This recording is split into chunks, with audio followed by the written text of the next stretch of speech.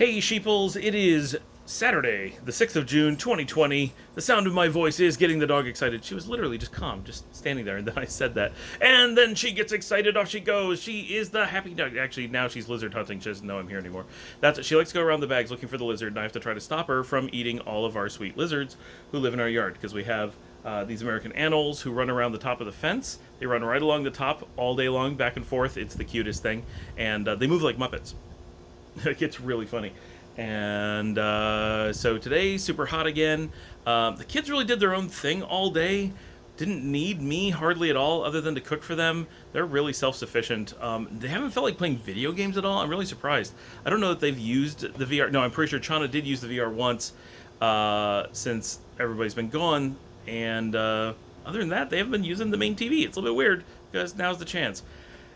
I don't know. I've been doing a lot of Flickr work, trying to get my Flickr catalog tagged and labeled and stuff, because a lot of the top stuff on it is just, P10302.jpg or whatever, and then no description and no nothing. So I'm trying to get that, and my daily views shot up to 6,000, so I'm doing something right, I guess. But a lot of time doing that and trying to promote Instagram and the Take Flight videos. Little tiny bit of editing and some stuff, but very little. Watched a few movies today. Started Ocean's 8, which I really like the Ocean's series. I mean, they're not too serious, like light, kind of actiony, heisty movies. Always a good cast. And 11, 12, and 13 were really good, and I watched them not too long ago. And 8's the new one with like Sandra Bullock, and it's actually quite good. I think I might like it better than maybe all the originals, but at least most of the originals. It's good. I like it. I really hope they make a 9, because I felt it was a strong cast and well done. Boy, not a lot to report. Watched a little more anime with Liesel this evening. Did a tiny bit of work. More or less got a relaxing day. It really wasn't too bad. And now I'm caught up on SGL videos as well. So it's been, it's kind of nice having a break from having people around. I get to kind of relax and use the house. I actually get to use the TV whenever I want, which normally is not the case at all. It's normally a struggle to get to use it in any capacity. So that's good. And today is day 3 of the Mia being on Prozac, and that seems to be going well. She has been surprisingly good, considering part of her pack is not home. And normally that gets her pretty upset, and noticeably so. But she's been pretty good. No accidents in the house, no acting out. Maybe even better in the evenings than she normally is. That's hard to say. She still has a lot of energy. She is still a dingo puppy. But overall, it's been going well. So that's about the news from here. Oh, and of course the big thing today, for those who know, we've been looking at a house in Nicaragua. I didn't mention this on yesterday's video. We were supposed to look at the house yesterday. We had one we're really interested in. It got postponed, partially because of rain. They couldn't make contact until it was kind of late, and then the sun was going down. We're like, let's just do it tomorrow. So at 2:30, we did the walkthrough today, and I pretty quickly was like, I'm gonna say no. So the grounds of the house were possibly better than we thought. Really nice. The location isn't bad. It does not have an ocean view. And it actually had, the garage was way bigger than we were expecting, and that was a big positive. Obviously, there was more space in the second building, but when they went to the main building, it was awful. 3 tiny bedrooms. Some of them had no natural light. An itty bitty dining room, living room thing that was not adequate at all. A beautiful veranda. A mediocre kitchen, nothing else. The highlight of the whole place was the giant space of the 2-car garage and how nice the mediocre bathrooms were. Like, they didn't need any repair and they were perfectly adequate.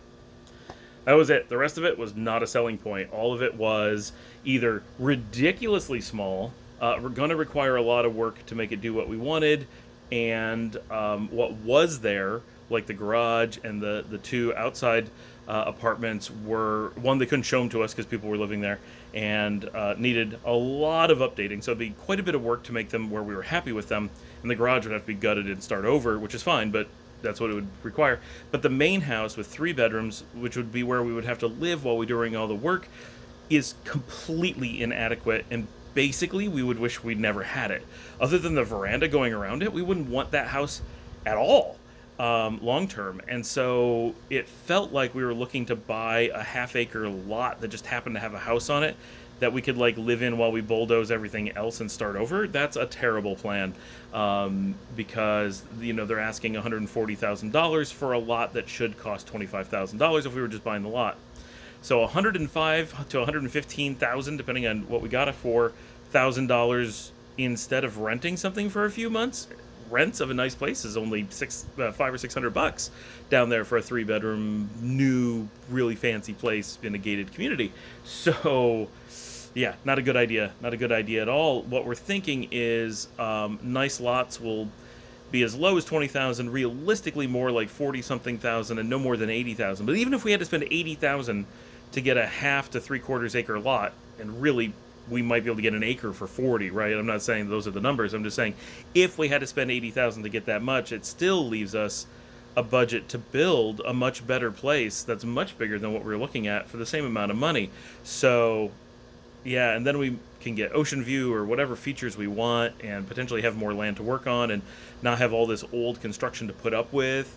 So we're leaning towards, all of us feel like it was good that we looked at houses. We have a feel for what's there.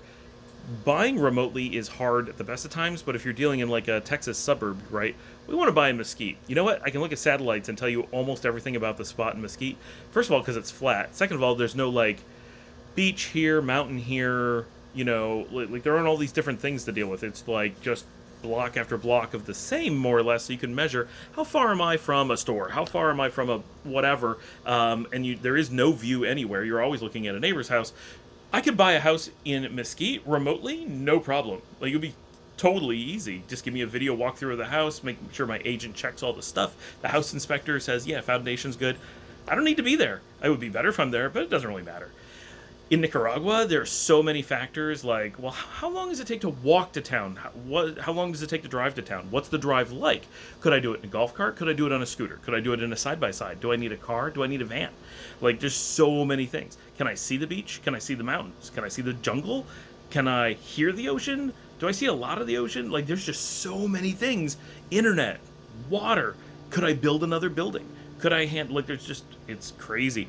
And so trying to do it remotely is proving to be really challenging and probably not something we should do, but we just don't need to. So renting, going down, finding a spot, and we're hoping to be able to go down. Flights open in early July, and by the second week in July, they're down to $65. And that's right from DFW to Managua.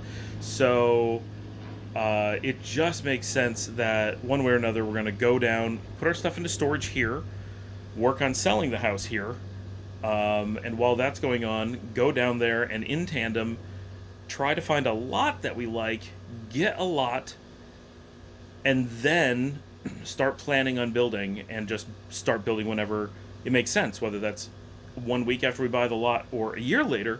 We have that flexibility based on what we want to build and when we're going to move our stuff down, and just a lot of things. Because there's so many factors, there's so many variables, and things that I'm worried about doing is like shipping all of our stuff down when we don't have a spot to put it yet. That's scary. I know putting stuff into storage here is a big pain, but it's better than sending it all there and then being like, oh, what do we do with it now because we don't own a place yet. But once we own a lot, we could potentially drop a container there and just have a container, right? Like, there's lots of options. Renting gives us time to learn all the different neighborhoods and figure out how to get around town, be absolutely sure that it's the right town that we want to be in. We're pretty confident, but there's just lots of good reasons to be doing that. And then, of course, a really big one that we keep kind of overlooking is that we're going to buy the house down there with money from the sale of this house. So if we try to buy right now, we're either dealing with contingencies or trying to get things moving before we sell this house, and we don't know how much we're going to get for it at all. Like, with the way the markets are right now, we could get a bazillion dollars or nothing. It may not move, or it may sell overnight. It may get great money or nothing. Like, we just don't know. It's such a blind situation. And the same thing down there. We need to figure out what the value of things is. So trying to buy while we still have this house is just incredibly complicated. But if we sell it, we know exactly how much. First of all, we have the money in hand, and we know exactly how much we have to work with, and we're able to go down there, have the cash, and then when we're making buying or building decisions, we're doing it with real numbers that we get to work with right away, not theoretical numbers that we expect to have in the future. And that's obviously a really big deal. So, yeah, I think overall, I'm pretty happy with the fact that we did not get the house. I mean, it was a potentially really good price, and if it had been something we could have just moved into and lived in, and it did have space to drop a container and all that, that would have been great, and it would have been really nice moving down knowing that that was all taken care of. But in the long run, I think we're much more likely to be really happy just doing this process and almost certainly building a custom place that makes sense for us. All right, I'll see everybody tomorrow.